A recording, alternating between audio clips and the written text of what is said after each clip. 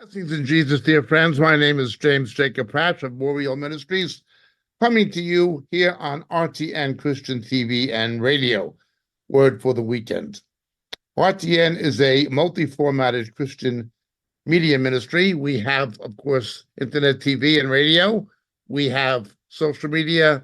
We have podcasts, and we have a range of authors, preachers, evangelists, and some very Christ-honoring and edifying and uplifting Christian worship music. Here at RTN, we are here for the Lord. We are here to reach the unsaved, and we are here for you. Please tell your family, friends, church members about us. And as always, we covet your prayers. Word for the weekend. Turn with me, please, to the book of Exodus, chapter 13.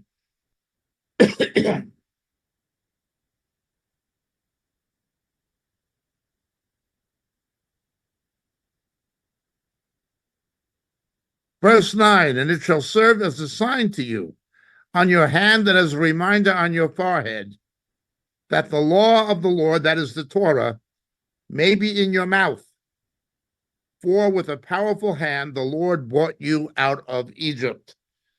That great rescue of the Exodus coming out of Egypt.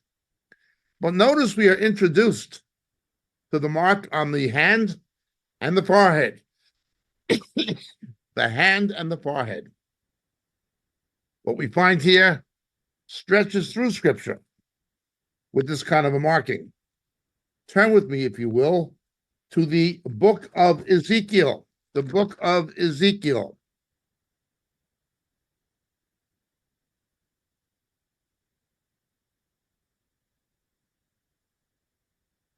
Chapter 8.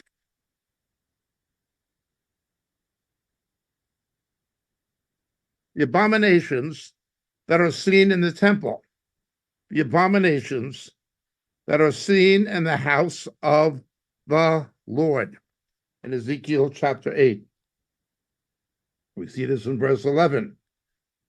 And in this passage, which speaks about abominations in God's house, abominations in the temple, we also see the language of a mark, that is given to designate those who are the Lord's. That is verse 4 of chapter 9. The Lord said, go through the midst of the city, even through the midst of Jerusalem, and put a mark on the foreheads of the men who sigh and groan over the abominations which are being committed in its midst. Well, right away, we see a mark on the hand and a mark on the forehead before the rescue of the Exodus in the book of Exodus chapter 13. But then we see an abomination in the temple. And before the judgment and destruction comes, there is a marking of the faithful, a marking of the faithful. Now, in the Hebrew text, the marking is the letter Tav, which in the ancient, very ancient Hebrew script resembles a cross, a T, resembles a T. It's written a bit differently now, but originally we know from ancient manuscripts that it was a T.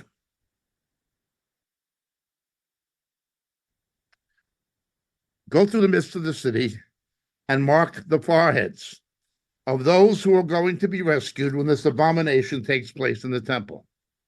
Now, again, there is nothing in the book of Revelation, nothing, that is not found in the Old Testament, nothing. Unless we understand what is in the Old Testament,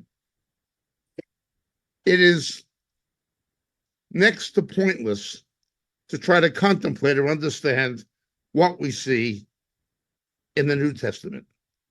Look with me, please, to the book of Revelation, chapter 7.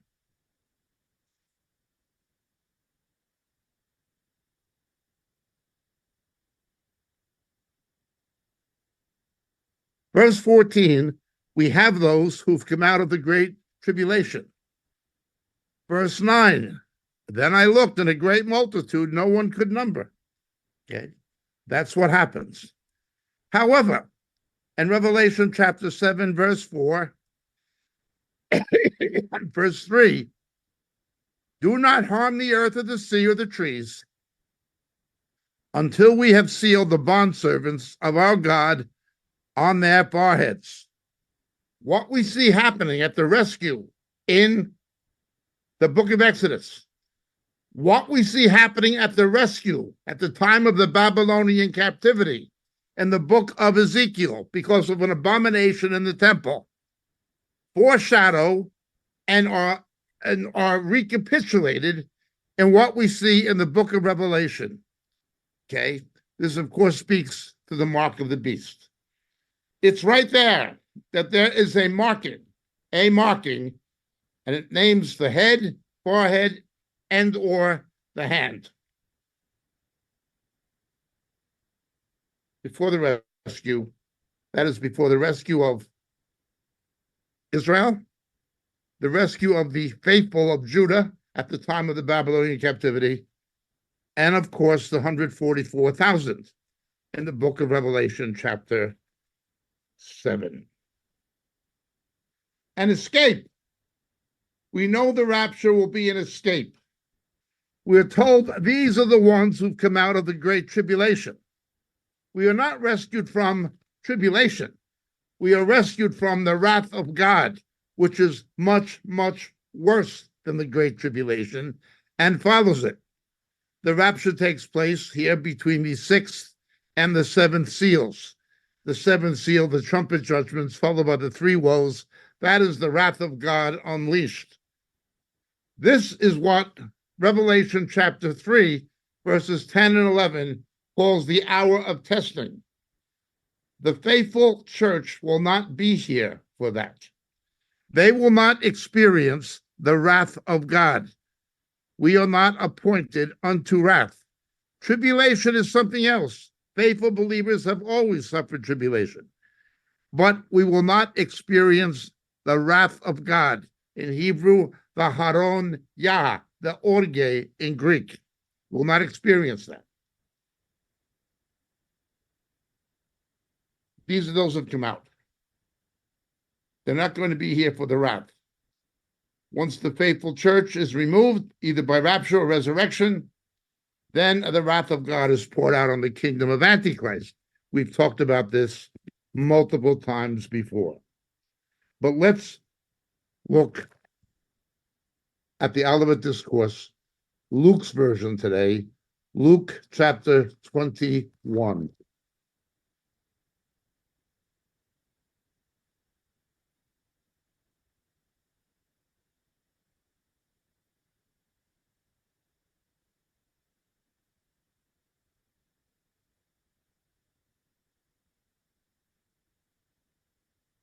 Woe to those who are with child and to those who nurse babes in those days. It will be a great distress upon the land and wrath to this people, a time of wrath. They will fall by the edge of the sword and will be led captive into all the nations, and Jerusalem will be trampled underfoot by the Gentiles until the times of the Gentiles be fulfilled. Now, this so far tells us a number of things. It tells us that the events that transpired in 70 AD are again going to be replayed. The events of 70 AD and the destruction of Jerusalem are a foreshadow of what will happen at the close of the age. We know that this is going to happen again because the Great Tribulation, not just the tribulation, but the Great Tribulation, followed by the wrath of God, is going to be something unique. Jesus, Daniel, and Joel all tell us nothing this terrible will have happened before, and nothing as terrible will ever happen again. Worse things than the events of 70 AD have happened both to Israel and the Jews and to the church. However, it was a partial fulfillment. When we look at Josephus' Wars of the Jews, we see how the predictions of 70 AD by Jesus and Daniel were literally fulfilled. And that is a foreshadowing of the wrath to come at the close of the age, once the believers were taken out of Jerusalem. Now, it is very interesting. The Apostle James had been martyred. A cousin of Jesus named Simeon was the leader of the church in Jerusalem following the martyrdom of James. And remembering what his cousin Jesus, Yeshua, told the disciples, when you see Jerusalem surrounded, flee. There was a way of escape. Just like the Exodus, there was a way of escape before the destruction, the wrath came.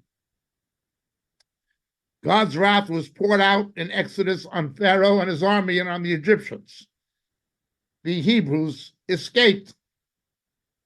So too, in 70 AD, Josephus writes, and it's also recorded in the early Christian history of Eusebius, that under Simeon, following the martyrdom of James,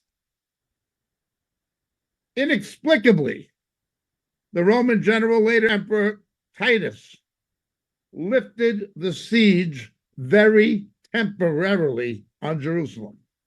Very temporarily.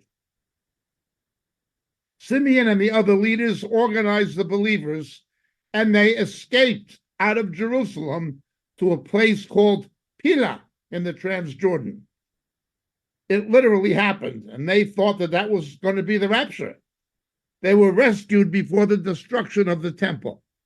The same as you had people rescued before the destruction of the temple, as recorded in Ezekiel chapters 8 and 9, you have the same thing predicted by Jesus and Daniel happening in 70 AD. But then he begins speaking of the close of the age.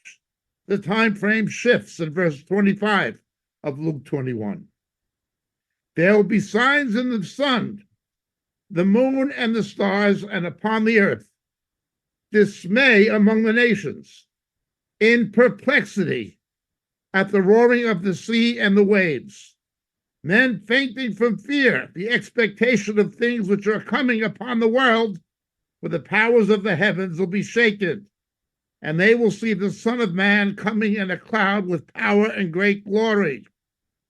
But when you see these things begin to take place, straighten up.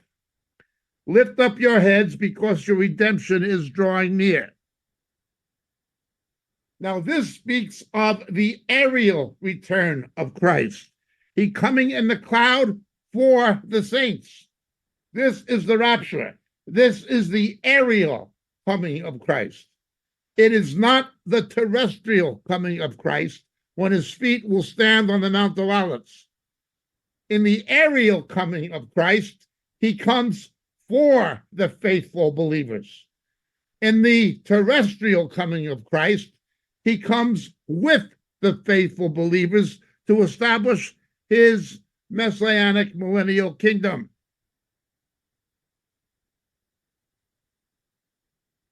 The rapture is not a secret, as the pre-tribulation people tell you. It is a secret in that we do not know the day or the hour it will happen. That is what makes it a secret. But when it happens, we are told in Israel, they will look upon him who they have pierced and mourn for him as one mourns for an only son. They will see him. People will say, hide us from the wrath of the Lamb. And then, of course, the wrath of God is poured out. We are not here for that hour of testing. Now let's look at this a bit more closely. What we see is that Jerusalem will be trampled under the feet by the time of the Gentiles until the time of the Gentiles is completed. Look with me, please, to the book of Revelation, chapter 11.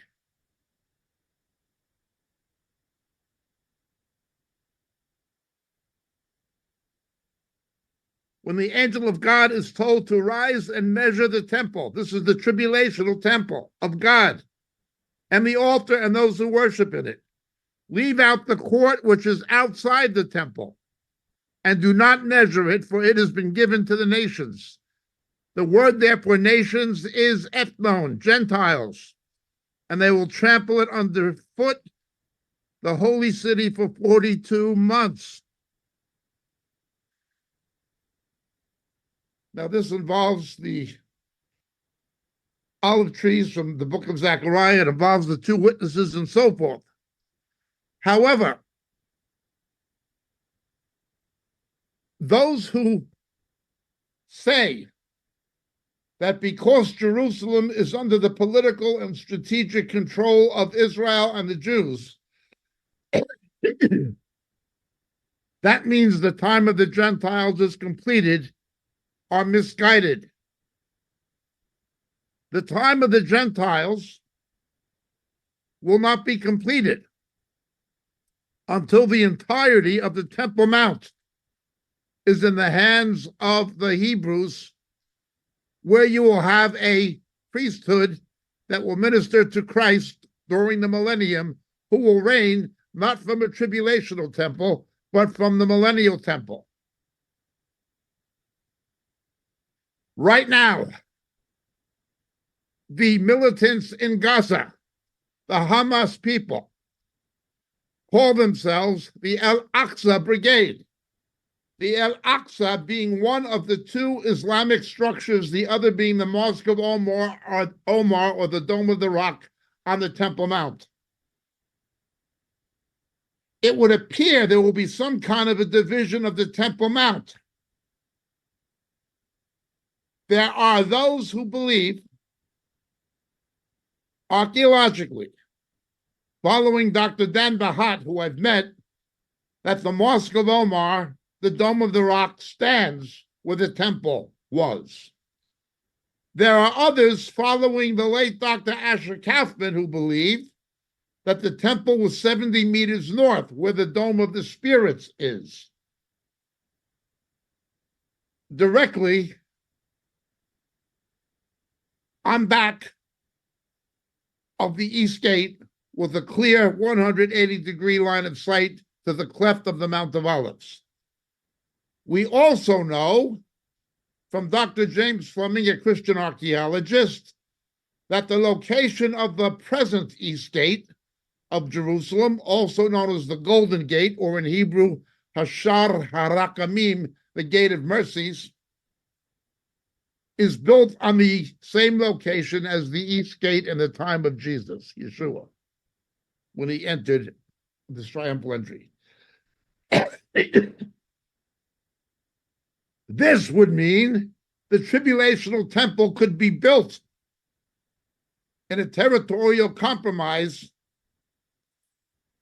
of a false peace in the Middle East that will see the reconstruction of the Jewish temple and a partition of the Temple Mount that will somehow involve the so-called Palestinian Arab Muslim state. That is possible.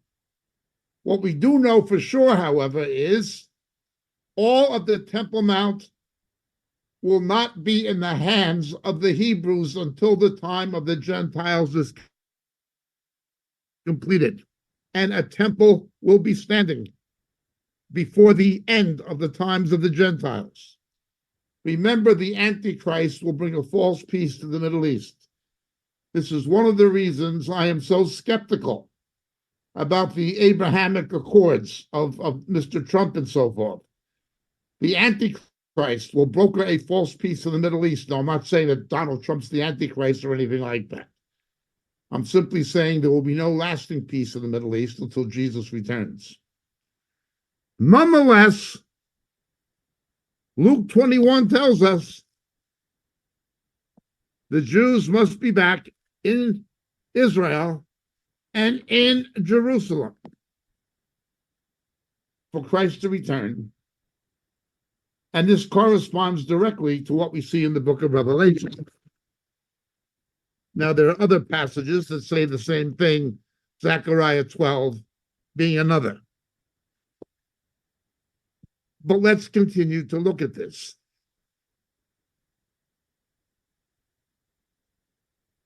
In Luke 21, an escape is spoken of. Okay. That happened in 70 AD. Okay. Let's move ahead. It happens in Egypt at the Exodus, happens in Jerusalem when the first temple is defiled, happens at the close of the age in Luke 21. It happened in 70 AD, as predicted by Jesus and Daniel. An escape, an escape, an escape. A bit more, however. Let's look at the book of Revelation, chapter 13.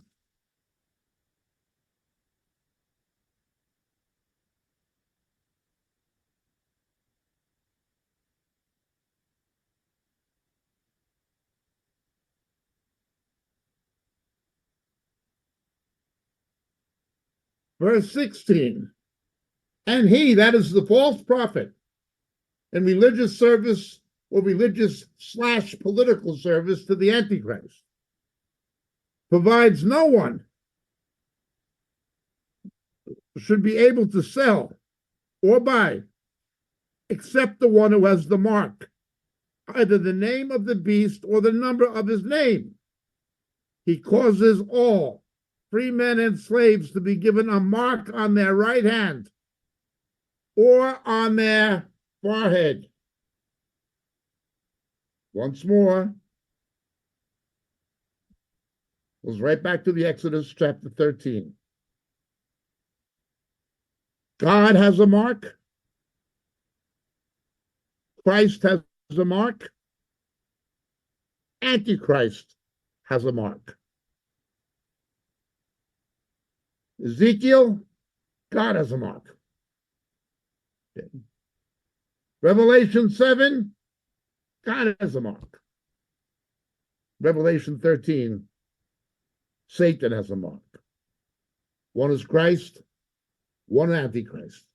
Most of you know this. They are mutually exclusive. The escape.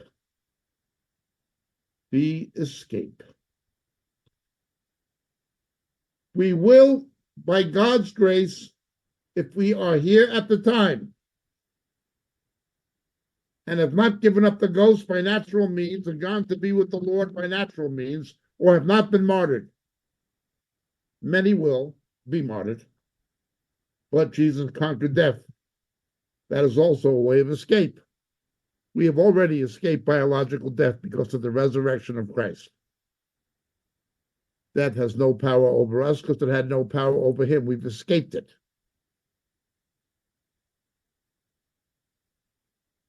Ultimately, we escape the second death because of Christ.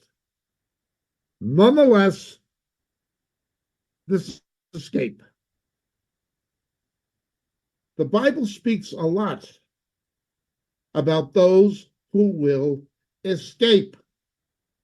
And it gives us examples of those who have escaped to learn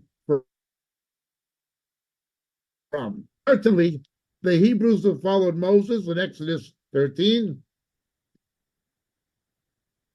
and certainly those who mourned the abominations in the temple in Ezekiel chapter 8, remembering that the New Testament tells us repeatedly in the Greek text that the church is now the temple.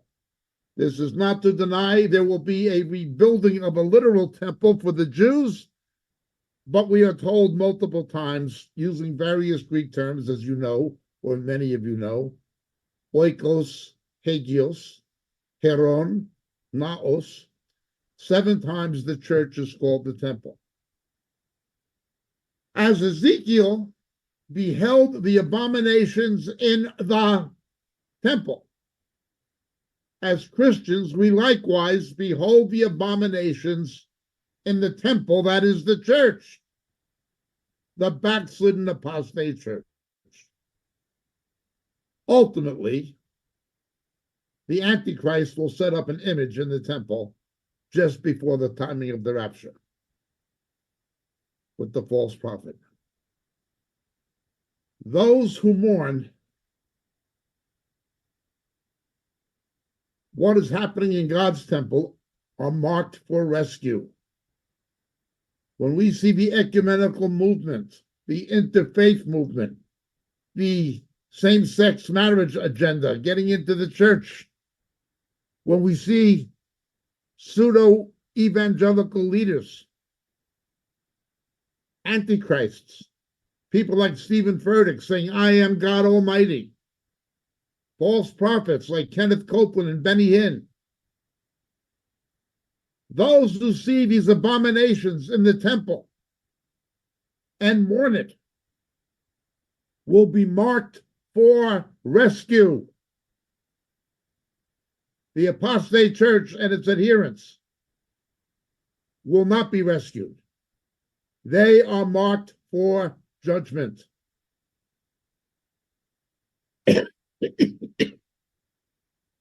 Now let's look at this.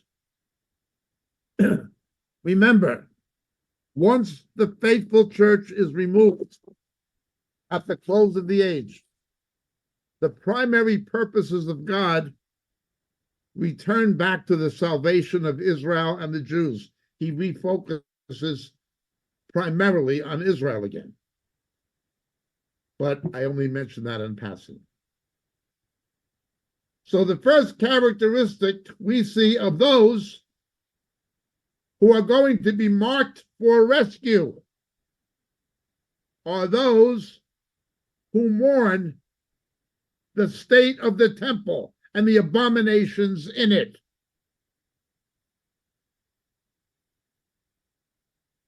When you see things that the Word of God calls abominations happening in the church, remember, sexual perversion is called idolatry in Ephesians. Yes, there will be a rebuilt tribulational temple, and yes, an image of the Antichrist will be set up in it, but we already have an Antichrist spirit in much of the church, including much of what falsely professes to be the evangelical church. They're compromising more and more. Just look at these people like Andy Stanley having conferences with homosexual speakers in evangelical churches that they claim are evangelical. These crazy things like Bethel and Bill Johnson and the New Apostolic Reformation, the ecumenical movement, and it's getting worse and will become worse still. But let's move on. The characteristics of those who will be rescued. Look with me, please, to 2 Peter chapter 2. Yes, those who are marked for rescue will see the abominations in God's house and mourn them. But what other characteristics do we see? 2 Peter chapter 2, read with me from verse 4 through 9, please. For if God did not spare angels when they sinned, but cast them into hell and committed them to pits of darkness reserved for judgment, and did not spare the ancient world, but preserved Noah, a preacher of righteousness, with 7 others, when he brought a flood upon the world of the ungodly. Noah was a preacher of righteousness, and only 7 people were saved, and they were all related to him. As we always note, was Noah a successful preacher? Well, by temporal standards, no. But by God's standards, yes, because he was faithful. God's word does not return void. The whole world had gone into moral corruption and reprobation. It became so terrible that God regretted having created the human race, we're told in Genesis chapter 6.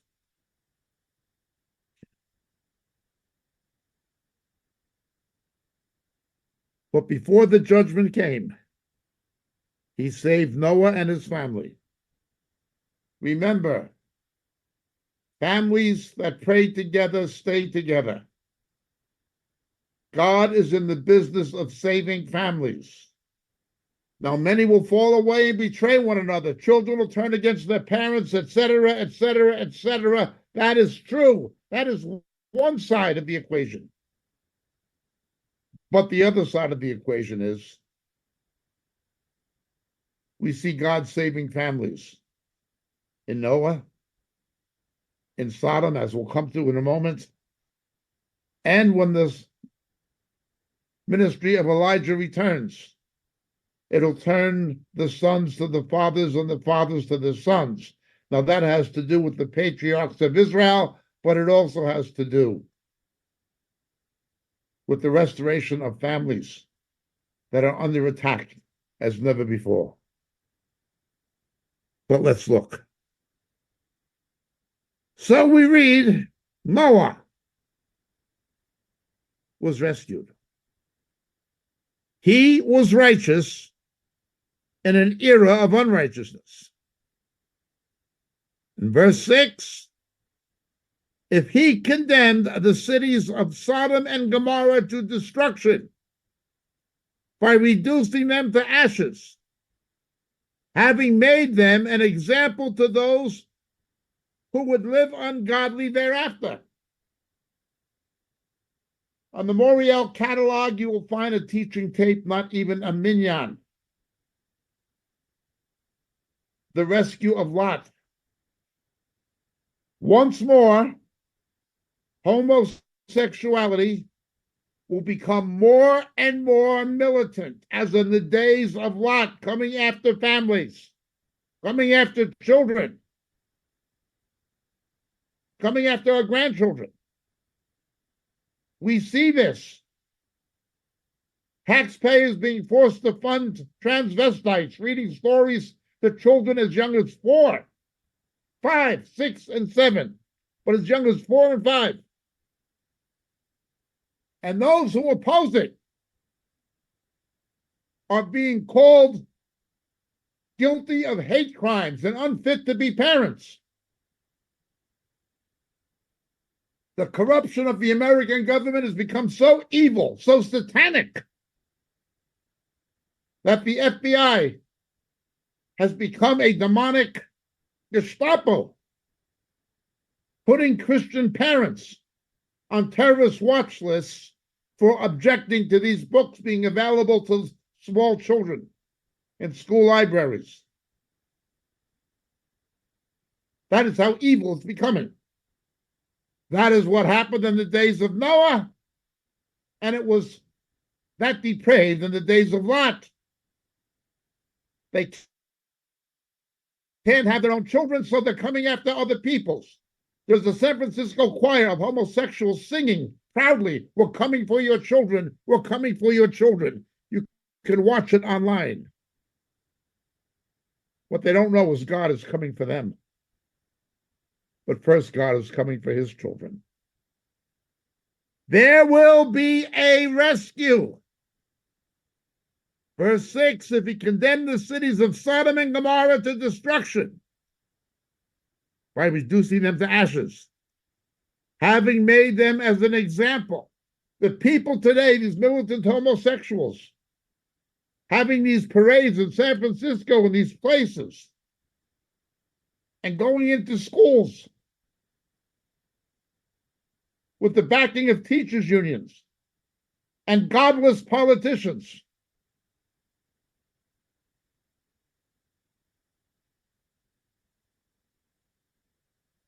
what happened to Sodom and Gomorrah is a warning and an example to them, but they will not pay attention. Romans tells us God has given them over to it. However, we need to pay attention because we can be rescued. Now look at verse 7 of 2 Peter 2. If he rescued righteous Lot, oppressed by the sensual conduct of unprincipled men, that is militant homosexuals, lesbians, etc., whatever it is. For by what he saw and heard, that righteous man, while living among them, felt his righteous soul tormented day after day with their lawless deeds. Our souls are going to be tormented by this.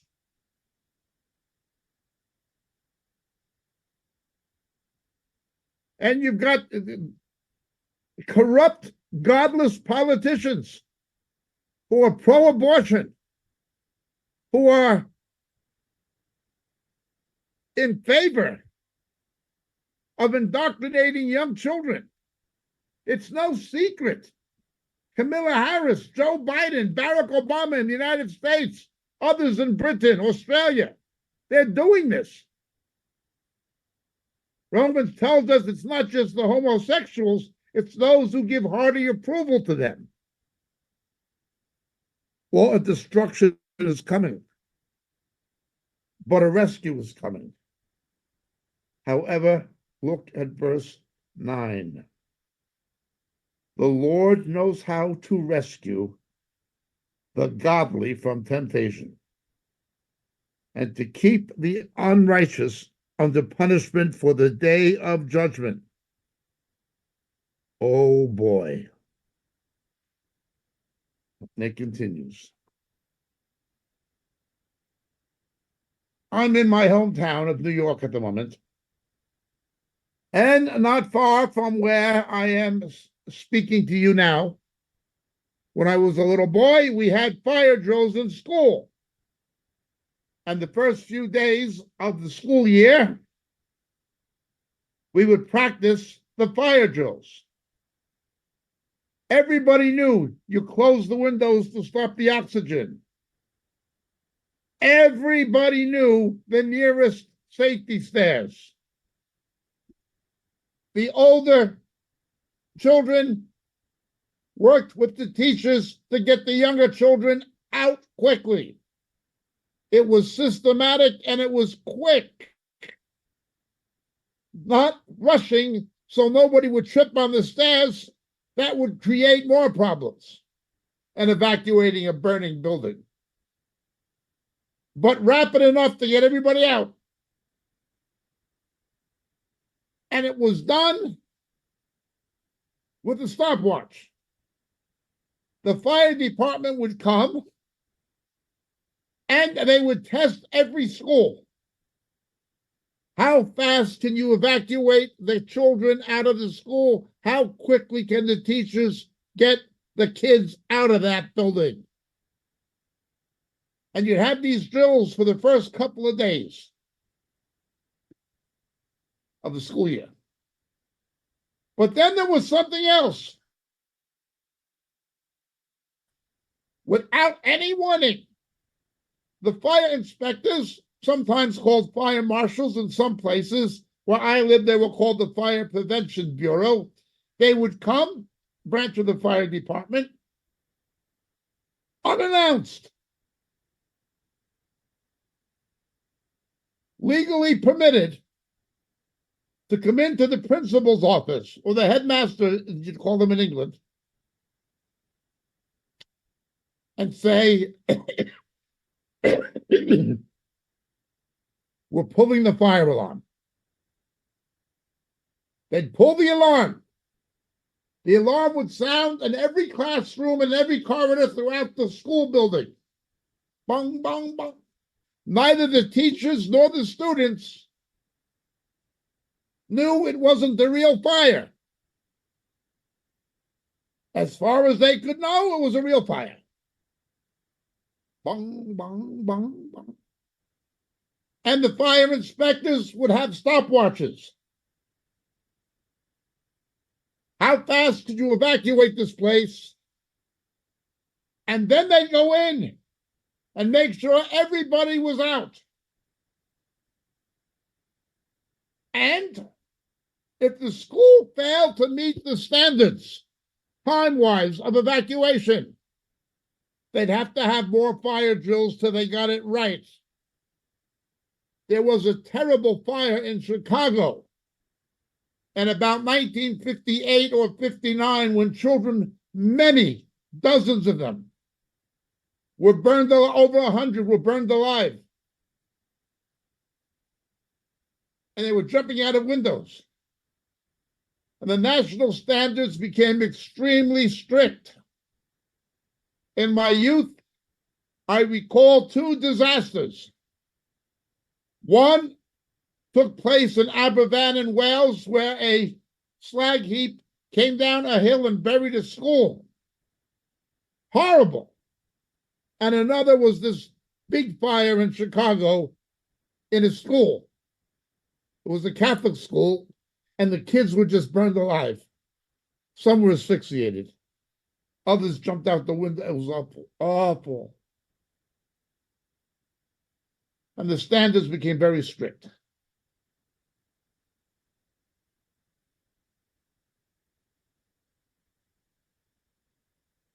They prepared for a fire that, all being well, wouldn't even happen. But if it did, they wanted to be ready. We are getting closer and closer to the return of Jesus. We're seeing events in the Middle East surrounding Jerusalem, not just Gaza. The real issue is the Al-Aqsa Brigade. We are seeing a move for a false peace in the Middle East, the Abrahamic Accords. We are seeing many things pointing to the return of Jesus that have never happened before in the same way. Isaiah 11 tells us the Jews would only be regathered to their land twice, once after the Babylonian captivity and once at the close of the age, and it's happened. Events are happening very quickly everywhere. I was just in Asia. Events are happening quickly in Asia, with the economic demise of China and all sorts. Here in the United States, events are happening very quickly. Attempted assassination of Donald Trump and incompetence in the Secret Service or corruption. And it's getting worse. What's happening in Britain? The end of the Conservative Party nearly took place. These things are happening and happening and happening and happening more and more. Because of the Ukraine, the world is the closest it's been to nuclear war at any time since the Cuban Missile Crisis of the very early 1960s.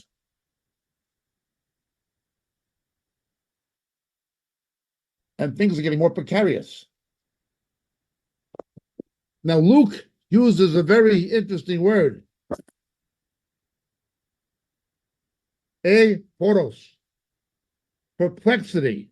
These things are going to overtake the nations. Poros, with a perplexity. People will be bewildered. They won't know the way out. They won't know what to do.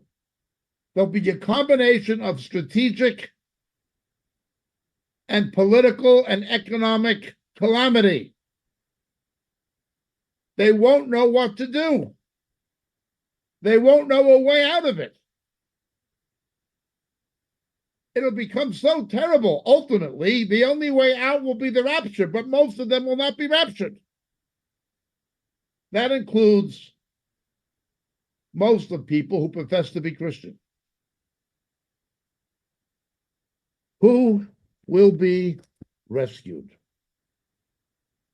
Let's look again at 2 Peter, what it says about Noah, a preacher of righteousness. Verse 7, what does it say about Lot? Righteous Lot. Okay. Righteous Lot. Verse 9, the Lord knows how to rescue the godly from temptation. When we are tempted to sin as believers,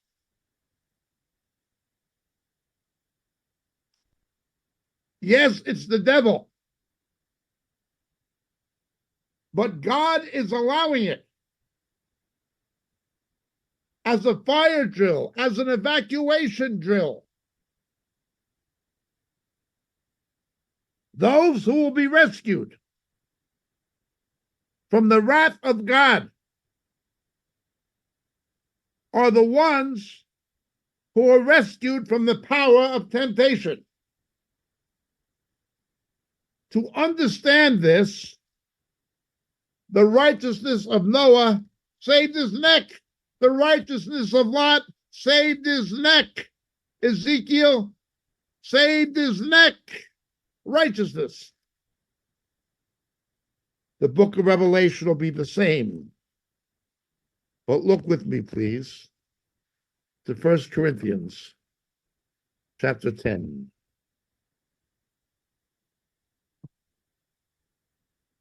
Verse 13. No temptation has overtaken you, but such as is common to man. God is faithful, who will not allow you to be tempted beyond what you're able, but with the temptation will provide the way of escape also, that you may be able to endure it. If you or I were trapped in a burning building, an inferno, smoke, noxious gases, heat,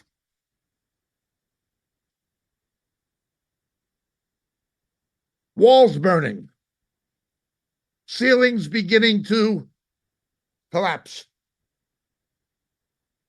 the place is going to implode. We would be desperately looking for a way of escape.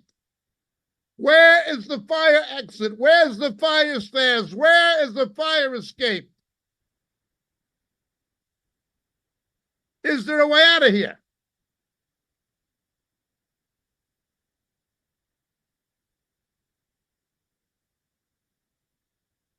Again, it was because he was righteous that Ezekiel was told that those like him would be marked for escape. Same as in Revelation chapter 7. Noah, a preacher of righteousness. That's why he was marked for escape. Righteous Lot, marked for escape. God wants a righteous you and a righteous me.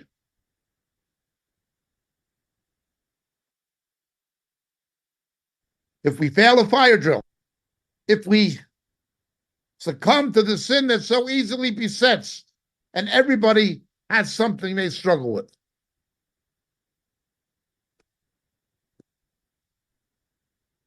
There's got to be another fire drill and another one.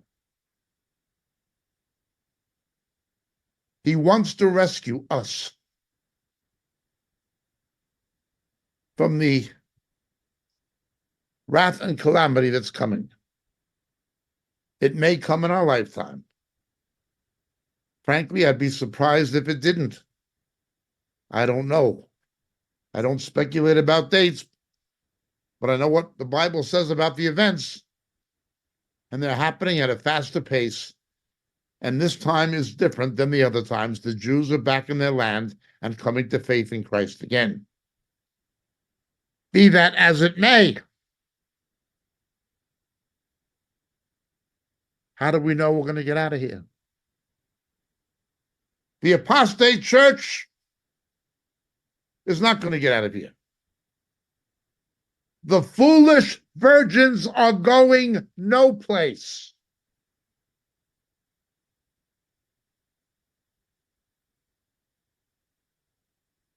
The time to get ready to get out of here is now. The time to prepare to escape is now.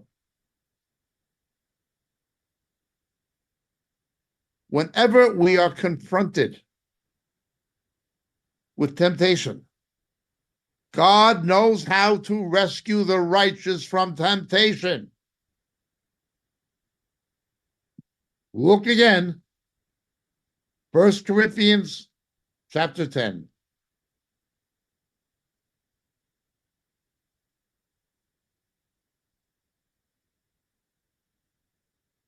How's he going to do this? Verse 13. No temptation has overtaken you. That's not common to man. He will provide a way of escape.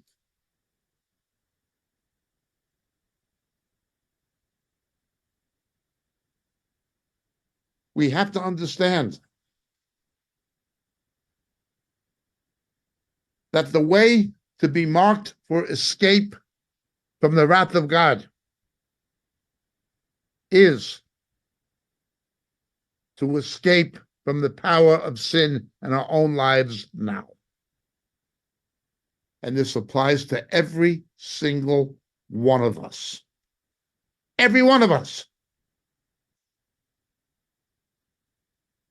You want to get out of here? There's a way of escape.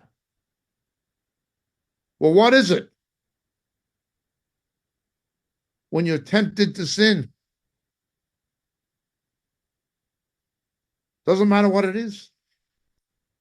Something dishonest in business, something of a sexual nature, something with unrighteous anger.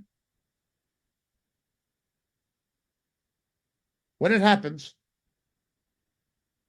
Lord, how can I escape this? What's the way of escape? Jesus, get me out of here.